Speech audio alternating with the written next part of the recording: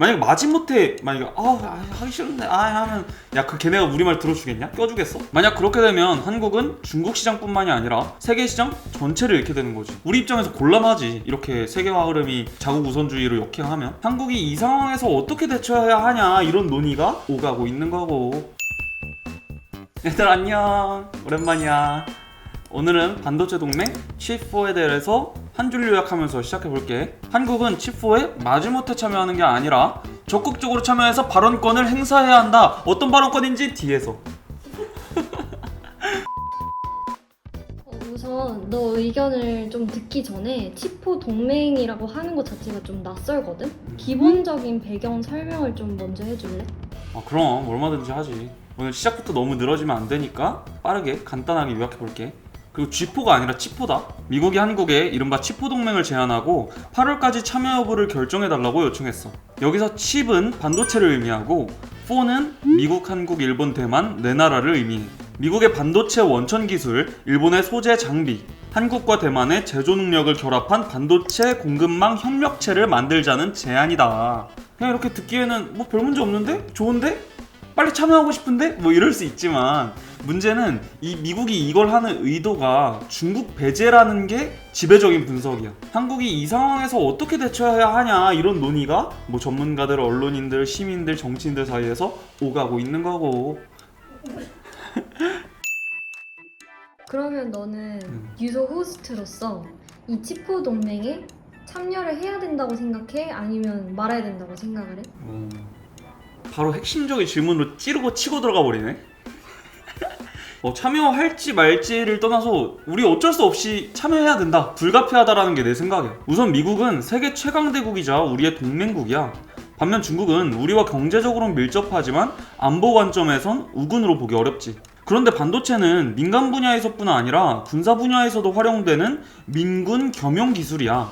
반도체 분야에서 우선 협력 대상은 미국일 수밖에 없는 이유지. 다른 이유도 있다. 중국과의 반도체 기술 격차를 유지하려는 혹은 확대하려는 미국의 어떤 계획, 움직임에 동참하지 않을 경우에 우리의 반도체 산업의 근본적인 경쟁력 자체가 약화할 수 있는 위험이 있어. 미국은 반도체 업계에서 가장 강력한 영향력을 행사하는 국가이기 때문이야. 미국 요청 거절했다가는 미국의 원천 기술을 원활하게 활용하지 못하게 되거나 일본의 소재 장비 조달에 지금보다 더 심각한 차질이 생길 수 있어. 만약 그렇게 되면 한국은 중국 시장뿐만이 아니라 세계 시장 전체를 잃게 되는 거지. 우리 산업 경쟁력 자체가 아예 안 좋아지는 거니까. 아예 박살이 나는 거니까.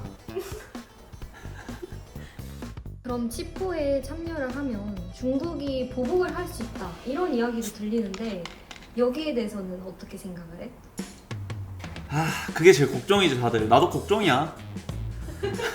벌써 중국이 과격하게 반발하는 걸 보면 칩4 참여에 대한 보복 가능성? 충분하다고 봐. 가만히 앉아서 당할 순 없지. 나는 그래서 우리 정부가 칩4에 적극적으로 참여해서 우리에게 유리한 방향으로 칩4를 움직여야 된다. 움직여가려고 노력해야 된다. 발언권을 행사해야 된다. 이렇게 생각해. 만약에 마지못해 만약에 하기 싫은데 하면 야 그 걔네가 우리 말 들어주겠냐? 껴주겠어? 적극적으로 참여해서 발언권 처음부터 해서 야 이렇게 가자. 칩4 이렇게 가자. 이렇게 하자. 내 말이. You know what I'm saying? 지금 상황에서 칩4 참여는 즉각적인 경제적 손실을 초래할 가능성이 커. 국내 반도체 업계는 수출입뿐 아니라 생산도 중국에 상당 부분 의존하고 있거든. 지금 이 상태에서 미국이 궁극적으로 바라는 대로 우리가 중국 시장과 완전히 갈라선다? 이른바 디커플링, 탈동조가 된다? 사실상 한국 경제 사망선언이야. 사드 보복 때처럼 반도체 이외 분야에서 중국이 보복할 가능성도 존재하고, 게다가 칩4에 참여하면서 한국 반도체 산업의 중국 수출 비중이 줄면 미국에 대한 의존이 심화할 거라는 우려도 나와. 따라서 우선 칩4의 중국 배제 성격, 중국 견제 성격을 최대한 희석해서 중국의 반발을 최소화할 필요가 있어. 동시에 우리가 칩4에 가입할 수밖에 없는 상황이라는 점을 중국에 설득할 노력도 해야겠지. 다른 한편으로 미국에는 우리가 칩4에 참여하는 대가로 각종 우호 조치를 요구할 필요가 있어. 야, 우리 한국 반도체 산업 중국 의존도 짱 높은데 우리 여기 들어왔어. 우리 너네 편이잖아. 그래서 들어온 거야. 야, 그러면 우리 이렇게 손해 감수하는데 좀 이익도 좀 확실하게 해줘야 되는 거 아니야, 얘네? 친구면? 친구가 몇 입의 친구냐? 뭐 이렇게 가자, 뭐 이런 거지. 친구가 몇 입의 친구냐? 그러면 칩4도 칩4이긴 한데 그럼 이제 다른 분야에서도 중국, 미국 사이에서 이런 딜레마가 계속 발생하지 않을까? 그래서 치포와 별개로 뭐 반도체나 2차 전지나 이런 첨단 기술 분야에서 한국의 어떤 기술적인 우위 이런 것들을 유지하려는 노력을 하는 게 굉장히 중요해. 미중 패권 경쟁이라는 구조적 제약 속에서 우리나라 운신의 폭을 넓히기 위해선 기술 분야에서의 우위가 매우 중요하거든. 우선 정부는 우리 첨단 기술 산업이 세계 최고 수준을 유지할 수 있도록 연구개발 지원, 인재 양성, 투자 인센티브 제공 등에 힘써야 해. 여기서 한 발자국 더 나아가서 얘기를 하면 한국이 스스로 조달하기 어려운 뭐 에너지 자원, 뭐 첨단 산업 소재, 뭐 광물 어쩌고저쩌고 많잖아. 수입 의존도가 높은 게 우리가 스스로 조달하기 어려운 자원들의 수입처를 선제적으로 다변화해서 위험을 미리 분산할 필요도 있어. 그래야 중국을 포함해서 우리 산업의 경쟁력을 위협할 대외 변수를 최소화할 수 있을 테니까. 오늘도 정말 잘 들었어. 그럼 이제 마지막으로 하고 싶은 말 있을까?